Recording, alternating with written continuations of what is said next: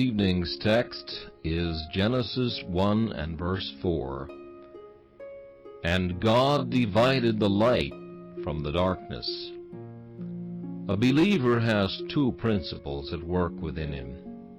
In his natural estate, he was subject to one principle only, which was darkness. Now light has entered, and the two principles disagree.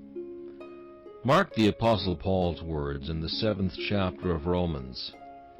I find then a law, that when I would do good, evil is present with me.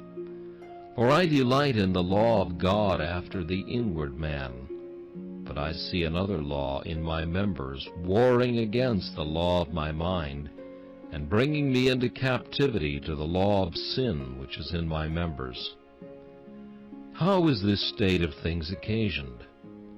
The Lord divided the light from the darkness.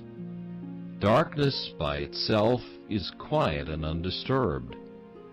But when the Lord sends in light, there is a conflict, or the one is in opposition to the other, a conflict which will never cease till the believer is altogether light in the Lord. If there be a division within the individual Christian, there is certain to be a division without. So soon as the Lord gives to any man light, he proceeds to separate himself from the darkness around.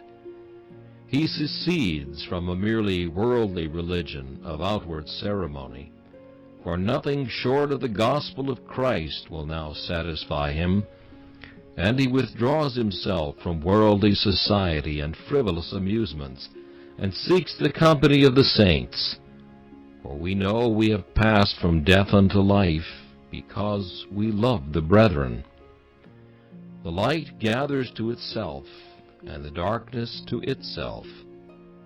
What God has divided, let us never try to unite. But as Christ went without the camp, bearing his reproach, so let us come out from the ungodly and be a peculiar people. He was holy, harmless, undefiled, separate from sinners, and as he was, so are we to be nonconformists to the world, dissenting from all sin, and distinguished from the rest of mankind by our likeness to our Master.